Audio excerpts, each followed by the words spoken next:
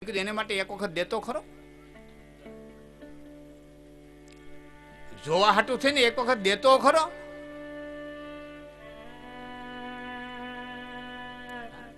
રામનવમી ને દિવસે ગામના મુખી ગયા તા ચોરે દર્શન કરવાનું, પ્રસાદ લીધો રામનવમી નો પંજરી. કેતા આવ્યા પૂજારીને કે 250 રૂપિયા મારા ફારામાં લખી લેજો. વાંધો નહીં. ઘણા દિવસ વયા ગયા, પૂજારીને યાદ થયું કે ભગવાનની બધી સામગ્રી લેવી છે, ચાલો મુખીના 250 રૂપિયા લેતો જાઉં. સવારમાં ગયા કે મુખી બાપા 250 રૂપિયા. પેલા અરે પૂજારી અટાણાપુરમાં માગવા આવો, તમને હરમ ન થાય કે? પણ હું માગવા નથી આવ્યો, તમે રામનવમીને દી નો લખાવી ગયા કે વાર તહેવારે આડાવરું બોલાઈ ગયું, અમે તો કોઈના બોલ્યા હમું જોઈ નહીં, તમે ગણીને ગાંઠે બાંધો. વાર તહેવારે બોલાઈ જાય આડાવરું, જીભમાંથી નીકળી જાય, હું ગણીને ગાંઠે બાંધવાનું હોય? જાવ દે, જવા દે.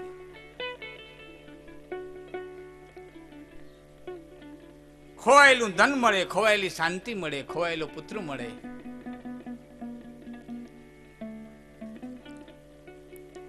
એવા માની કૃપાથી વસુદેવને દીકરો મળ્યો છે, જાંબુવંતી જેવા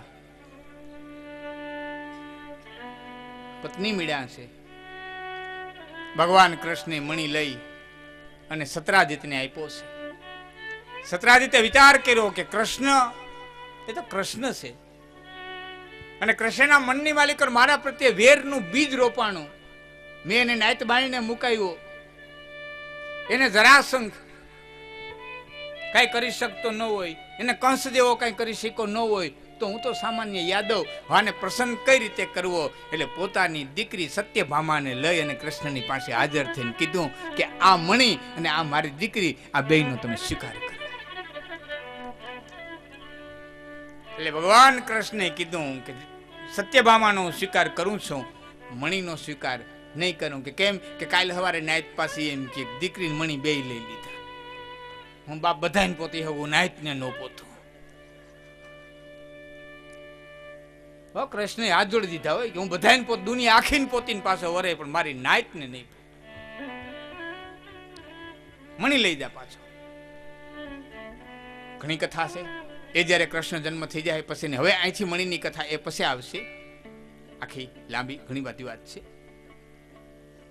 અહીં માતમમાં એટલું જ કહે છે વેદવ્યાસ જન્મેજયને, હે રાજા જન્મેજય, માં ભગવતીનું ખરા હૃદયથી 9 દિવસ સુધી ભાગવત સાંભળ્યું હોય તો વસુદેવે સાંભળ્યું. એને દીકરો અને વહુ બંને મળ્યા. ઉપરાંતના પાછા સત્યભામા નામના એને દીકરાના વહુ મળ્યા છે. આગળની કથા સુતવાચ. એકદા કુંભયો નિહિતો લોપામૃદ્રાપતિ મુનિઃ ગત્વા કુમારં અભ્યર્ચ્ય પ્રપચ્છ વિવિધા કથા. ગત્વા કુમારમ અભ્યર્ચ્ય પ્રપચ્છ વિવિધા કથા. અહીં બે શબ્દ મજાના આવ્યા. એક મહાત્માની બીજી કથા હવે શરૂ કરે છે. આ એક કથા વસુદેવ વાળી અહીંયા પૂર્ણ કરી. હવે બીજી કથા જો આ 2-3 કથા કહેવાનું કારણ એ છે કે હામાવાડાના હૃદયની માલિકો માતમને ઠેરાવવું છે. હામાવાડાના હૃદયમાં આ વસ્તુ શું છે એને એ માતમને એને સ્થાન અપાવવું છે. એક ભાઈએ મને પ્રશ્ન કર્યો હતો, મને કે આ ભાગવત કથા ને દેવી ભાગવત કથા ને રામકથા 9 દિન, દેવી ભાગવત 9 દિન ને આ ભાગવત કથા 7 દિન, આટલા બધા લાંબા દિવસો શું કરવા કરે? 2-3 દીમાં પતાવી દેતા હોય. મેં કીધું 2-3 દીમાં કઈ બનાવ બને કે ન બને, 7-8 દિનની કથા હોય ને, પણ જેથી ભાંગી પડ્યો હોય ને કથામાં આવે ને તેથી કથા લાગે. એટલે વિદ્વાનોએ વિચાર કર્યો 7 દીમાં 9 દીમાં એક દી તો કંઈક કામ ઘીરે માથાકૂટ થાહે. અને તે દી કથામાં આવીને બેસી એલી કથા એના હૃદયમાં અહીં ભાંગા વિનાની કથા લાગે. આ તો રમૂજની વાત મેં કરી. પણ એકદા કુંભયોની શું જાય અહીં શબ્દો મજાનો લોપા મુદ્રા પતિ, બે શબ્દો વાપર્યા. મુનિ અગસ્ત્ય માટે બે શબ્દો વાપર્યા. એક કુંભયોની, કુંભમાંથી પ્રગટ થયેલો. ઘણા વર્ષો પહેલા હું અભ્યાસ કરતો તો એ વખતે ભારતે એક ટેસ્ટ ટ્યુબ બેબી બનાવી. ત્યારે પેપરોની અંદર મોટા મોટા લેખ આવ્યા હતા કે ભારતની સિદ્ધિ, ભારતે ટેસ્ટ ટ્યુબ બેબી બનાવી, ભારતે ટેસ્ટ ટ્યુબ બેબી બનાવી. હવે તો દીકરી જુવાન થઈ ગઈ. અત્યારે તો આજે દીકરી જુવાન થઈ ગઈ. ભારતે એક ટેસ્ટ ટ્યુબ બેબી બનાવીને આ ભારતની સિદ્ધિ. હું આ શાસ્ત્રોના આધાર ઉપર એમ કહી શકું કે ભારત માટે એ કોઈ નવી નવાઈની વાત નથી. ગાંધારીએ ફક્ત પિંડ જન્મો હતો. વેદવ્યાસને બોલાવ્યા, ખોદરાવણના ગળા મગાવ્યા, એ ભ્રૂણના હો કટકા કર્યા અને હોયે હો કટકાને એક એક ગળાની માલિક પર મૂકી અને એમાંથી બાળકો ઉત્પન્ન કર્યા. આ હોયે હો કૌરવો છે ને એ ટેસ્ટ ટ્યુબ બેબી જ હતા. તો એની પહેલા ટેસ્ટ ટ્યુબ બેબી જો કોઈ હોય તો એકદા કુંભયોની શું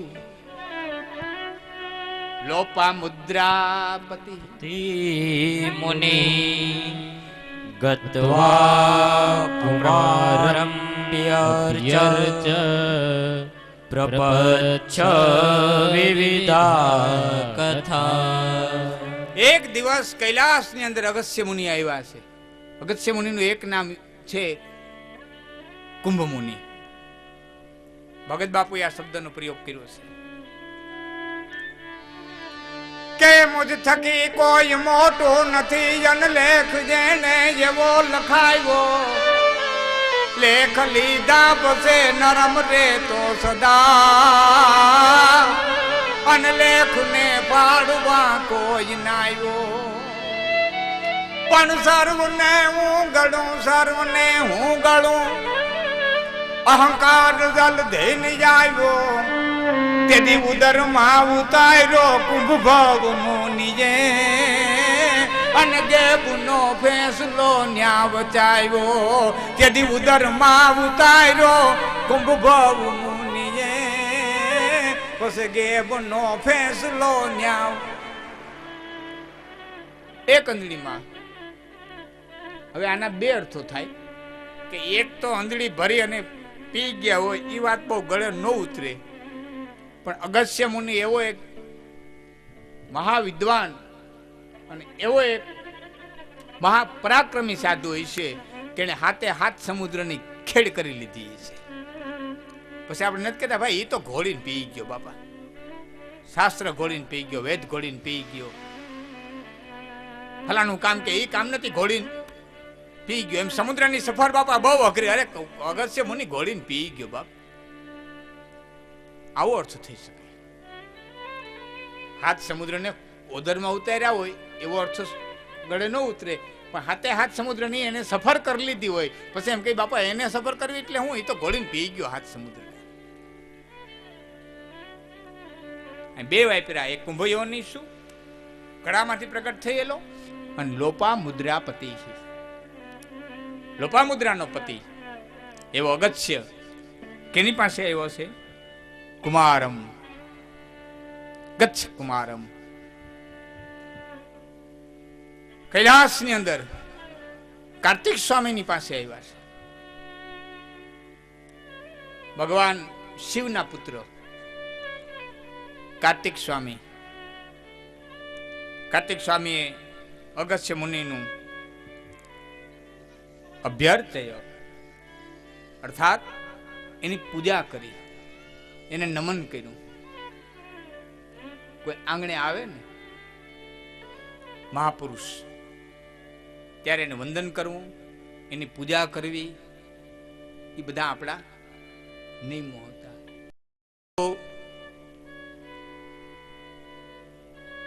ચારણ, બ્રાહ્મણ, બારોટ, દેવ,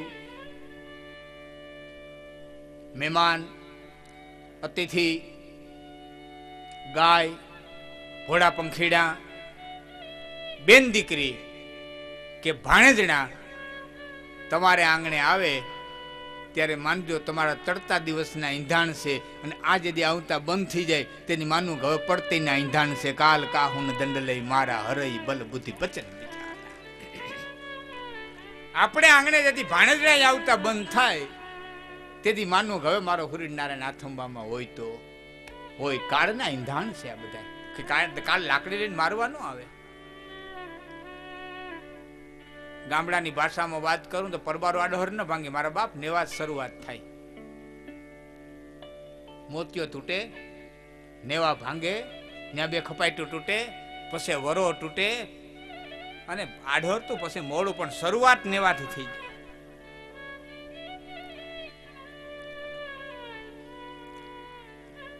ઘણી વાતને તમે હૃદયની અંદર ઉતારતા રહેશો કાયમી.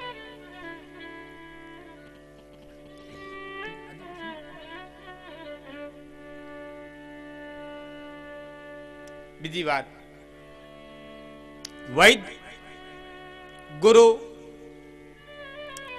અને મંત્ર, આ ત્રણના પ્રત્યે તમને જેટલો આદર હશે ને એટલું એ કામ કરશે. વૈદની દવા, ગુરુનું વાક્ય અને ઔષધ અથવા તો ગુરુ મંત્ર, તમને જેટલો એના પ્રત્યે આદર હશે એટલું કામ કરશે. બધું આધાર તમારા ઉપર છે, વૈદ ઉપર નથી.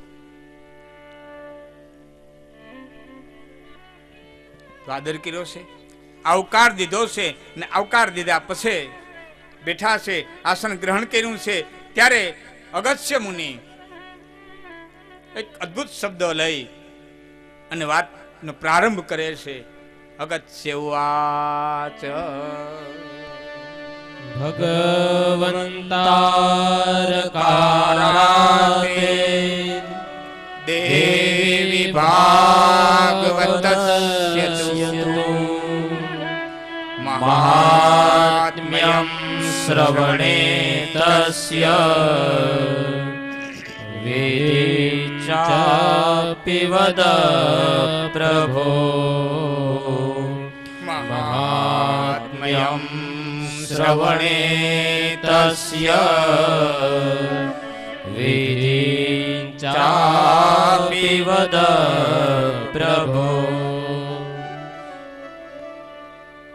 અગસ્ત્ય મુનિ ભગવાન શિવજીના પુત્ર કાર્તિક સ્વામી, એનું એક નામ મુર્ગન મહારાજ છે, કારણ કે એને મયુરનું વાહન છે, મોરનું વાહન છે. એટલે આપણે કાર્તિક સ્વામી તરીકે પૂજ, દક્ષિણ ભારતમાં એને મુર્ગન મહારાજ તરીકે પૂજીએ છે. એક નામ કાર્તિક સ્વામી છે, એક નામ સદાનંદ છે. એને 6 મસ્તક હતા. અને કાર્તિક સ્વામીને ખોળાની માલિક બેહાડ્યા છે. એ શક્તિના સ્વરૂપનું નામ છે સ્કંદ માતા. એક નામ એનું સ્કંદ છે, અને સ્કંદ નામનું આખું પુરાણ છે, સ્કંદ પુરાણ. પ્રથમમ શૈલપુત્રી, દ્વિતીયમ બ્રહ્મચારિણી, તૃતીયમ ચંદ્ર ઘંટેતિ કુષ્માંડેતિ, ચતુર્થકમ પંચમમ સ્કંદ મહામેતિ, ષષ્ઠમ કાત્યાયની, સપ્તમ કાલરાત્રિ સમાગૌરી, અષ્ટમ નવમ સિદ્ધિદાત્રી. તો 5મું નોરતું છે સ્કંદ માતાનું છે. એ સ્કંદની પાસે, સદાનંદની પાસે, એ કાર્તિક સ્વામીની પાસે અગસ્ત્ય આવીને કીધું ભગવંત કારાર્થ. ત્યાં એક શબ્દ મજાનો છે, ભગવંત. એક તો ભગવાન શબ્દ કીધો,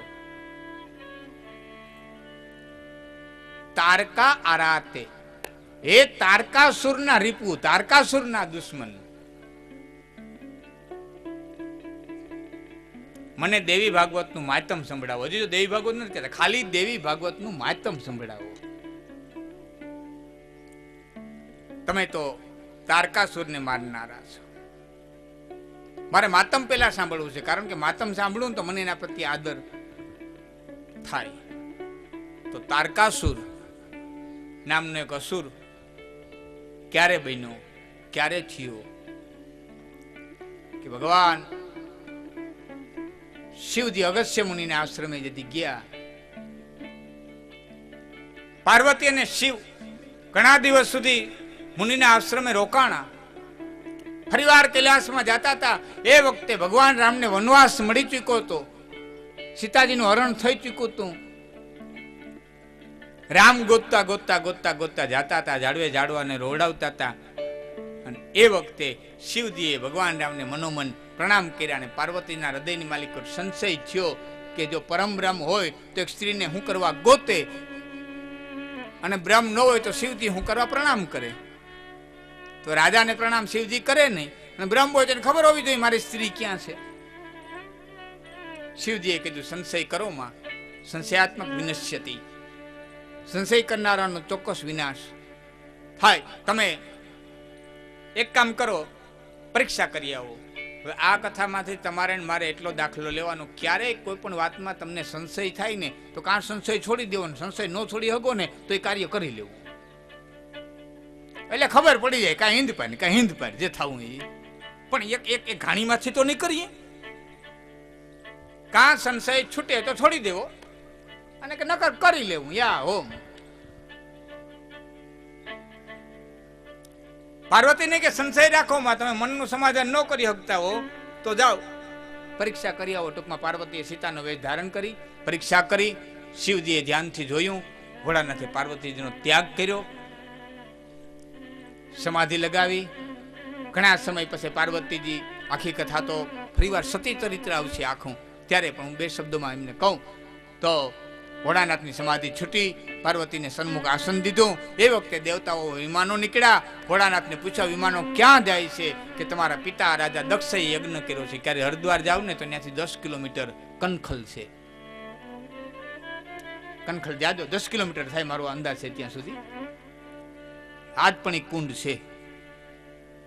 દક્ષ પ્રજાપતિ રાજાએ જે યજ્ઞ કર્યો હતો એ કુંડ ત્યાં, અને ત્યાં કનખલમાં પાર્વતીજી કુંડમાં શિવનું અપમાન જાણી અને હોમાણા છે.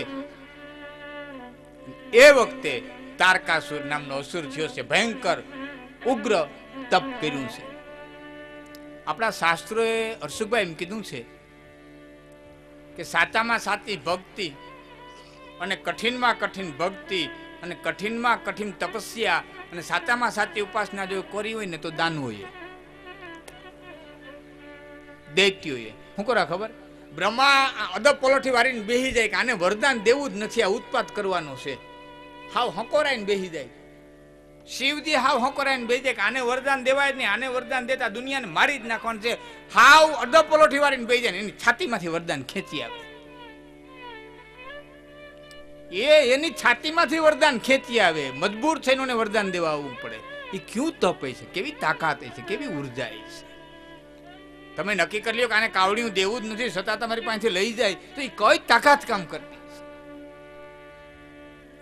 એટલે કીધું દાનવો જેવી ભક્તિ નહીં, પણ પ્રાપ્ત થયા પછી એનો માર્ગ અવળો જાય છે, એ વસ્તુ નોખી છે. તારકાસુરને વરદાન દેવું જ નથી, છતાં બ્રહ્માને પ્રસન્ન થવું પડ્યું. અને બ્રહ્માએ કીધું કે માય અહીં દુનિયાના પટમાંથી કોઈ અમર છે નહીં, વિકલ્પ રાખ. અમર એક મહાશક્તિ સિવાય કોઈ નથી. બ્રહ્માય નથી, વિષ્ણુ નથી, શંકરે નથી. અમર હોય અનાધાર તો એક શક્તિ. એ કથા આગળ ઉપર આવશે. આ તો હજી માતમ હાલે છે. અમરત્વ નહીં. ઉગે હાથમે, જન્મે જાય, ખીલે ખરે. આ એક સનાતન સત્ય છે. અને આ અબાધ સત્યને કોઈ જાતસ્ય હિ ધ્રુવ મૃત્યુ ધ્રુવ જન્મ મૃતસ્ય ચ તસ્માત પરિહાર્યાર્થે અનુશોચંતિ પંડિતા. જાતસ્ય હિ ધ્રુવ મૃત્યુ, જે જન્મો છે મૃત્યુ નિશ્ચિત. મૃતસ્ય ચ જાતસ્ય ધ્રુવ મૃત્યુ ધ્રુવ જન્મ મૃત્યુ છે, જેનો જન્મ એનું મૃત્યુ. તસ્માત અપરિહાર્યાર્થે, આ ઉપાય વિનાનો શોક છે. આને માટે કોઈ દી ક્યાંય રસ્તો ગોતવા જવું નહીં. આ થવાનું થવાનું થવાનું. પણ બે છેડા, જન્મ અને મરણ, આપણે એને બે છેડા માનીએ છીએ. હકીકતમાં એ બે છેડા નથી. હવે મારી વાત ઉપર ધ્યાન આપજો. જન્મ અને મૃત્યુ એ બે નોખી નોખી ઘટના નથી, એક જ ઘટના છે. એક છેડેથી બીજે છેડે જાય છે.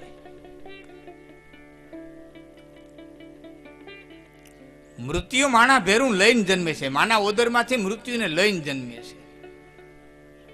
આવે ત્યાં ખબર પડે હવે આવ્યું, પણ એ આવ્યું હોય ભેરું. કે ઈ 3 ટકો રે ત્રોટ છે તારો ને વાલમ નહીં લાગે.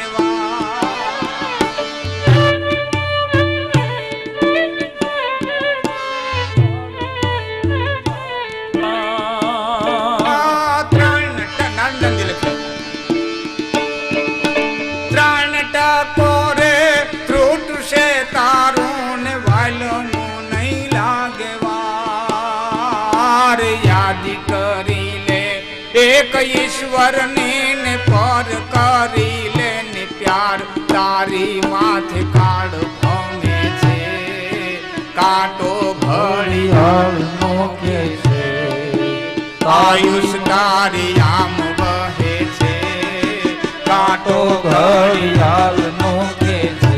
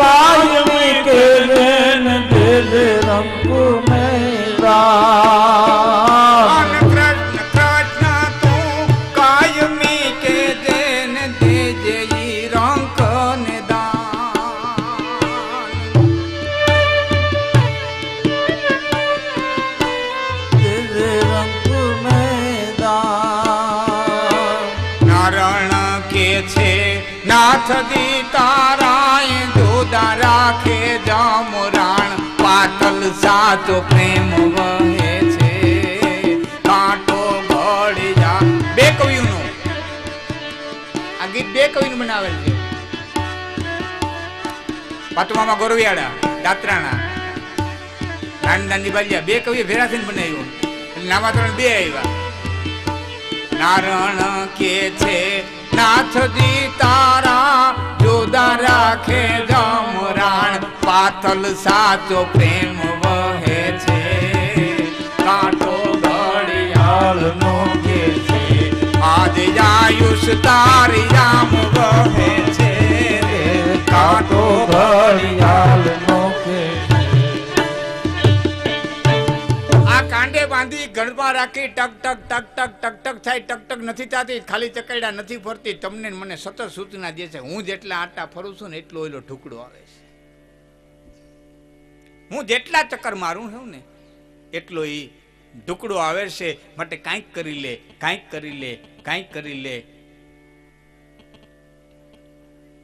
ટક લાખન ટક ટક કરી ઘડી કહત કટ કટ પાપ. ટકનો ઊંધું કરી નાખો ને એટલે કટ થાય. મેં શતકમાં લખ્યું છે કે લાખન ટક ટક કરી ઘડી કહત કટ કટ પાપ, મેં ચલી સંગ તું ચલા અબ કબ જપે કો જાપ.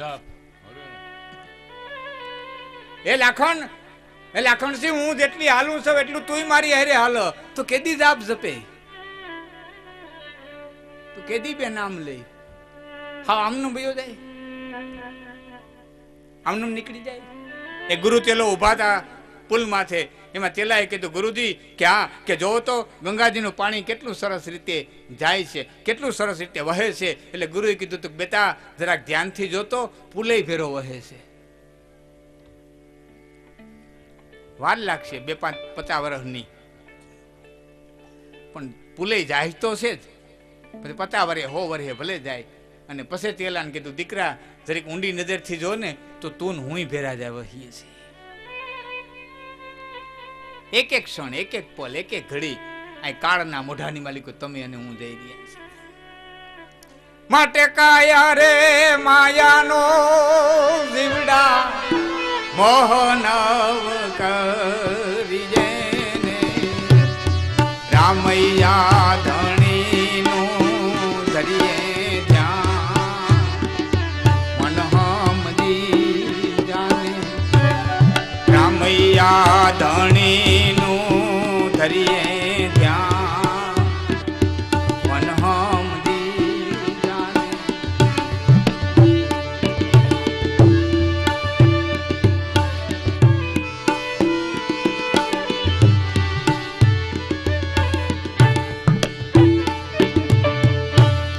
કાયા રે માયાના જીવડા મોહન અવધારીએ ને ધરીએ રામૈયા ધણીનું ધ્યાન મન સમજી જાને.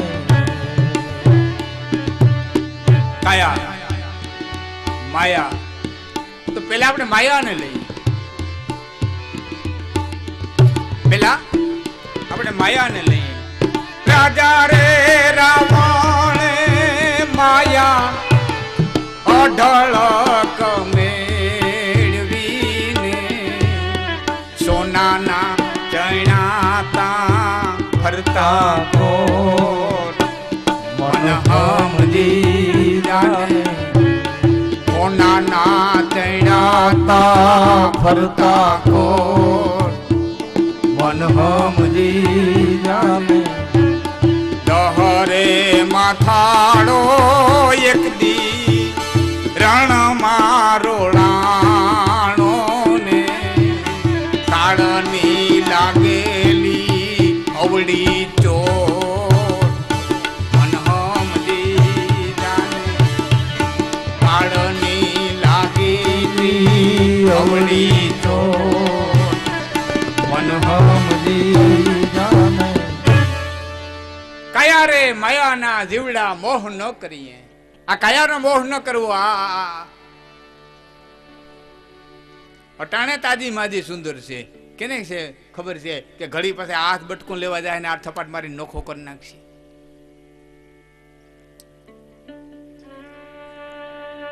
માયા, માયાનો મોહ નો, એ તો ચંચળ છે, અતિ ચંચળ, એનો મોહ નહીં. રાજા રે રાવણે માયા અઢળક મેળવી.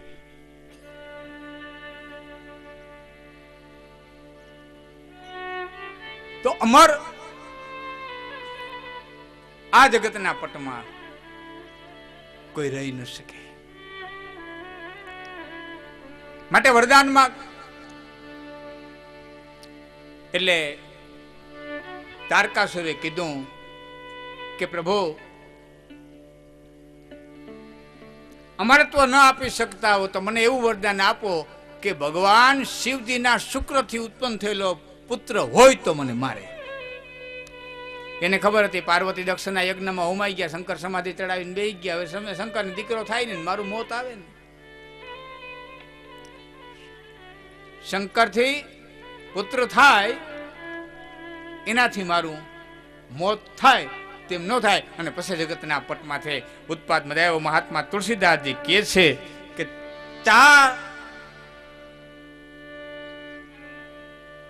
ત્રણેય લોકની માલિક કોઈ એને એવો ઉત્પાદ મચાવ્યો કે 14 ભુવન એને પોતાને વશ કરી લીધા. મહાત્મા તુલસીદાસજી તુલસીકૃત રામાયણની અંદર લખે છે તારકય સુર ભયવું તે કાલા, તારકય સુર ભયવું તે કાલા. તારક અસુર ભયઉ તે કાલા તારક સુર ભયહરું તે કાલા ભોજ પ્રતાપ બલ તેજ વિશાલા ભુજ પ્રતાપ બલ તેજ વિશાલા ભોજ પ્રતાપ બલ તેજ વિશાલા ભુજ પ્રતાપ બલ તેજ વિશાલા તેહી સબ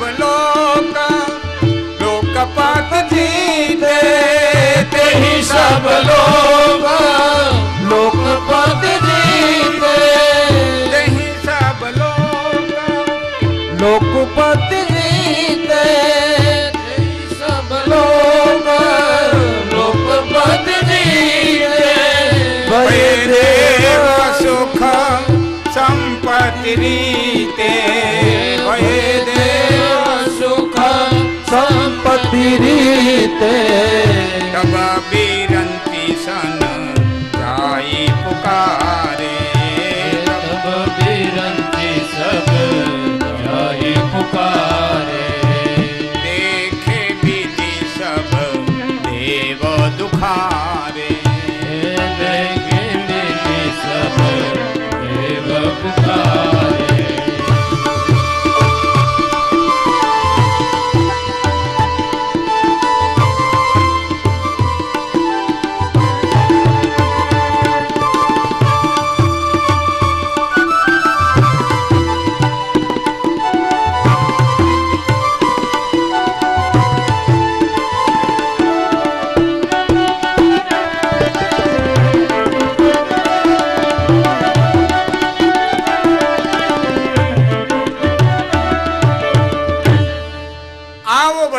તારકાસુર દેવતાઓ બધા દુખી થઈ ગયા અને બધા બ્રહ્માની પાસે ગયા. ત્યારે બ્રહ્માએ કીધું કે મેં વરદાન આપ્યું છે, હવે તમે એક ઉપાય કરો, ગમે એમ કરી અને શિવજી છે એ લગ્ન કરે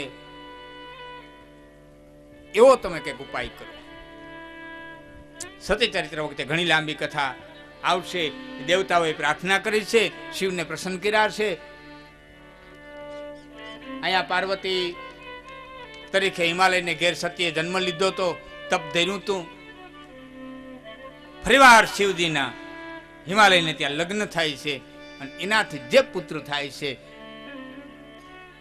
એ સદાનંદ જેને 6 મસ્તક હતા એવા કાર્તિક સ્વામીનો જન્મ થાય છે. અને દેવતાઓનું આધિપત્ય, દેવતાઓનું સેનાપતિ પદ કાર્તિક સ્વામીએ સ્વીકાર્યું છે. હવે દેવતાઓનું સેનાપતિ પદ કાર્તિક સ્વામીએ સ્વીકાર્યું, ત્યાં સુધી સેનાપતિ પદ કોણે કર્યું હતું? મુચકંદે. આ તો કથા આગળ આવશે એટલે અટાણે તમને કહી રાખું તો મગજમાં રે. જ્યાં સુધી કાર્તિક સ્વામીનો જન્મ નહોતો થયો તો દાનવોની હારે દેવતાઓ લડતા હતા, ત્યાં સુધી મુચકંદ રાજાએ એનું સેનાપતિ પદ સ્વભાવેલું. જ્યારે દેવતાઓને સેનાપતિ મળી ગયા, કાર્તિક સ્વામી સેનાપતિ પદ તરીકે મળી ગયા, ત્યારે મુચકંદ રાજાના દેવતાઓએ કીધું કે હવે તમે જઈ અને આરામ કરો. ત્યારે આપણે ગિરનારની ગોદની અંદર આવી અને મુચકંદ મુનિએ આરામ કર્યો તો કે મને કોઈ જગાડતા નહીં. વર્ષો સુધી, ઠેઠ દ્વાપર યુગ સુધી મુચકંદ ગુફાની અંદર સૂતા છે. આવા તારકાસુરને વધ કરનારા એવા હે કાર્તિક સ્વામી, તમને દેવી ભાગવતનું માતમ કયો. ત્યારે કાર્તિક સ્વામી કહે છે, સ્કંદવાચ શ્રીદેવી ભાગવત માહાત્મ્યમ કો વક્તુમ વિસ્તરાક્ષમા શૃણુ સંક્ષેપતો બ્રહ્મન કથયિષ્યામિ સામ્પ્રતમ શૃણુ સંક્ષેપતો બ્રહ્મન કથયિષ્યામિ સામ્પ્રતમ. સ્કંદ ભગવાન કહે છે, ભગવાન શિવજીના પુત્ર દેવોના સેનાપતિ મૃગન મહારાજ કાર્તિક સ્વામી કહે છે કે હે અગસ્ત્ય મુનિ, ભગવતી જગદંબા અખિલ બ્રહ્માંડની વિશ્વેશ્વરી જગતજની જોગમાયા માં ભુવનેશ્વરી ની કથાનું માતમ કહેવા માટે થઈ અને કોણ સક્ષમ હોય? વિસ્તારથી માં ભગવતીની કથાનું માતમ કહી શકાય નહીં, પણ શૃણુ સંક્ષેપ તો બ્રહ્મન. હે મુનિ, હું તમને સંક્ષેપમાં કહું. સંક્ષેપ એટલે ટૂંકમાં. હું તમને ટૂંકમાં કહું. એક હું બધાને આપણે આમ છેલ્લે બેઠા બધાને પૂછું, તમને અવાજ ત્યાં સુધી પહોંચે છે ને? ફરી વાર પૂછું, સાંભળ્યા ન હોય તો અવાજ સ્પષ્ટ સમજાય છે ને? નહીં તો એ પ્રમાણે આપણે માઇકનું વધારો ઘટાડો કરશું. સમજાય છે ને? બરોબર, સરસ સરસ. બહેનોમાં બધે અવાજ સંભળાય છે ને? ઠેઠ ઊંધી હાથ તો કહો ખ્યાલ આવે, અવાજ આવે છે ને છેલ્લે ઊંધી તો બધા બરોબર ફ્રીક્વન્સી પ્રમાણે. નકર ઘણી વખત એમ થતું હોય કે આમ બોલે છે સંભળાતું નથી, પણ હાલું બેસીએ.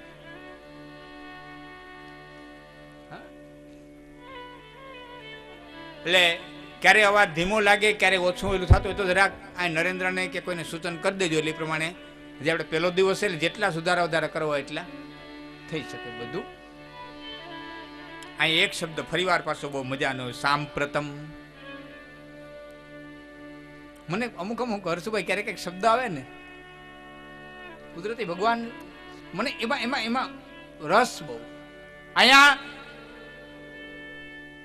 કુમાર સ્વામીને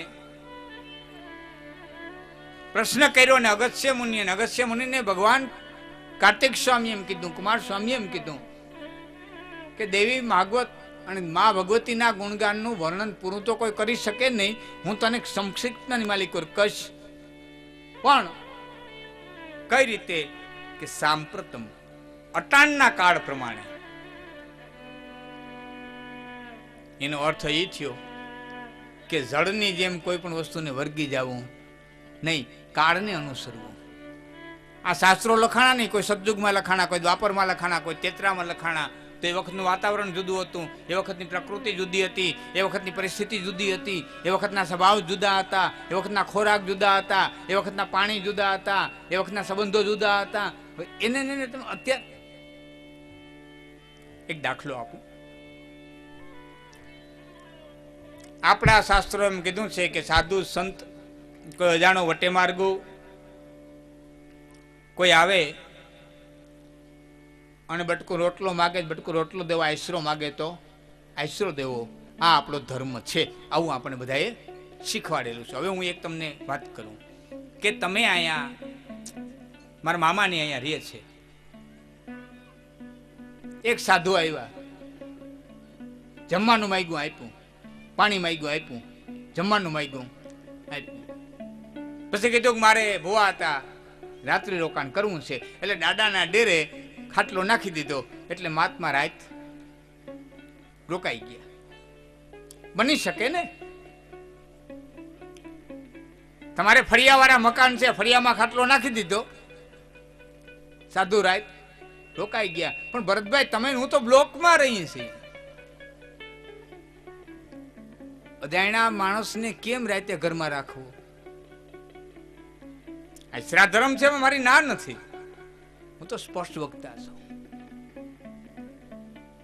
મારી વાત તમને જો ગળે ઉતરતી હોય તો મને આ પાડજો.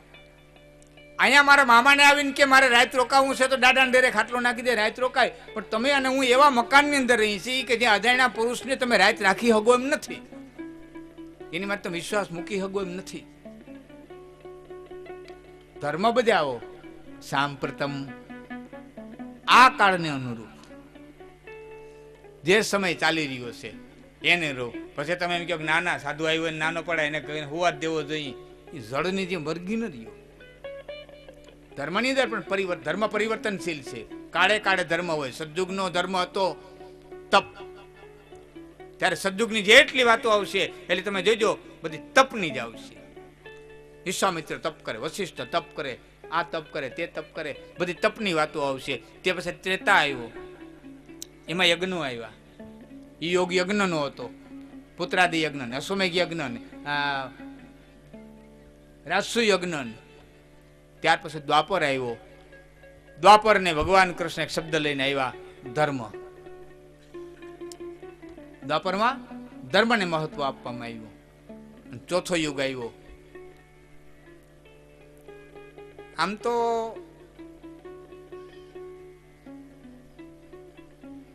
મને એક વિચાર થતો કે સતયુગ, પછી ત્રેતા, પછી દ્વાપર અને પછી કળયુગ. કેમ? ત્રેતા એટલે 3, દ્વા એટલે 2, તો પેલો સતયુગ, તો દ્વાપર બીજો હોવો જોઈએ ને. તો પેલા 3 આવી ગયો, પછી 2 આવ્યો, તો આમ લઈ કળયુગ, દ્વાપર, ત્રેતા, સતયુગ, તો મેળ પડે.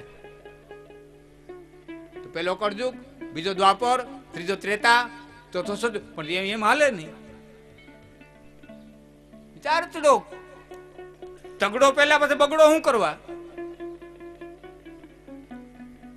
મને ગોતું આમાં ક્યાંક રસ્તો મળે, ક્યાંક રસ્તો મળે. એમાં એક જગ્યાએ મને મળ્યો રાજા પરીક્ષિતે જ્યારે બળદને મારતા એક વ્યક્તિને જોયો. આગળ પર એ કથા આવશે. ત્યારે બળદ એક પગે ઉભો હતો. બળદને પૂછતું, કોણ છો? તને કોણ આ મારી રહ્યું છે રાજા જેવા વસ્ત્ર ધારણ કરીને? આ તને કોણ મારી રહ્યું છે? ત્યારે એને કીધું તો મારું નામ ધર્મ છે. હું જ્યારે 4 પગે ઊભો હોઉં ને ત્યારે સતયુગ હોય છે. પછી એક યુગ પૂરો થાય, મારો એક પગ કપાઈ જાય, પછી હું 3 પગે ઊભો. 3 પગે ઊભો ને ત્યારે ત્રેતા હોય છે. પછી પાછો એ યજ્ઞનો પગ કપાઈ જાય એટલે હું 2 પગે ઊભો હોઉં, એટલે એ દ્વાપર હોય છે. ધર્મનો પગ કપાઈ જાય ત્યારે ફક્ત હું કળયુગની અંદર દાનના પગ ઉપર ઊભો રહું છું. હવે મેળ પડ્યો. 4 પગે ઊભે ત્યાં સતયુગ, 3 પગે ઊભે ત્યાં ત્રેતા, 2 પગે ઊભે ત્યાં દ્વાપર અને 1 પગે ઊભે થી કર્યું. પછી આ વાંચા પછી મેળ પડ્યો. નકર મારા મગજમાં આવતું નતું. આ પેલું, આ બીજું, ત્રીજું વચમાં 2 શું કરવા? સાંપ્રતમ સાહેબ, કાળને પોતાનો ધર્મ હોય છે. પેલી વાત, કાળને પોતાનો ધર્મ હોય છે. પછી વ્યક્તિને પોતાનો ધર્મ હોય છે. અને વ્યક્તિનો ધર્મ અલગ અલગ હોય છે. દેશ પ્રત્યેનો તમારો ધર્મ નોખો હોય છે. નાયત પ્રત્યેનો ધર્મ તમારો નોખો હોય છે. ઘર પ્રત્યેનો ધર્મ તમારો નોખો હોય છે. ગામ પ્રત્યેનો ધર્મ તમારો નોખો હોય છે. ગરીબમાં ગરીબ વાણીઓ હોય, ગરીબમાં ગરીબ હાવ હાવ ગરીબમાં ગરીબ વાણીઓ હોય કે જેને જેવા મકાન ન હોય એવો ગરીબ વાણીઓ હોય. એ એના દીકરાનું માગું નાખવું હોય તો ધીરુ અંબાણીને ઘીરે નાખી હગે. પછી ઓઈલા ન દે દીકરી એ વસ્તુ નોખી. આપણે આપણા દાયરાની જ વાત કરીએ. હાલો ને આજે આહિર દાયરામાં સગવડતા આપણે ગણીએ તો પેથળી બાપાને સગવડતા વાળા ગણી, બરોબર. હાવ ગરીબમાં ગરીબ આયર હોય, હાવ ગરીબમાં મૂલ કરીને ખાતા હોય, એને એના દીકરાનું માગું નાખવું હોય તો જવાહરભાઈ કરી માગું નાખી હગે. ન દે એ વસ્તુ નોખી. પણ એમ કઈ ન હગે તું શું કરો મારે ઘરે માગું લઈને આવ્યો. કારણ કે જ્ઞાતિનો અધિકાર છે, એ જ્ઞાતિનો ધર્મ છે. જે જ્ઞાતિમાં જન્મ થયો છે એ જન્મતા વેત જ એને એ અધિકાર પ્રાપ્ત થઈ ગયો છે. આમાં વાળા દે ન દે એ વસ્તુ નોખી છે. પણ માગું નાખવાનો અધિકાર છે એમાં ના ન પડે. ગાંડો હોય તો નાખી હગે. તો વ્યક્તિને પોતાનો ધર્મ આવે, જ્ઞાતિના ધર્મ હોય, પછી પોતાનો ધર્મ આવે. અને હું એમ કહું છું કે વ્યક્તિ ફક્ત પોતાનો ધર્મ સમજી લે તો આ જગતની માલિકોથી કેટલાય પ્રશ્ન નાબૂદ થઈ જાય. ખાલી પોતાનો ધર્મ સમજી લે. અને હું એમ કહું આપણે ગિરનારમાં નહીં જઈ હગીએ, એકે ઊંધે માથે લટકી નહીં હગીએ, એકેની માથે રાફડા નહીં થાય,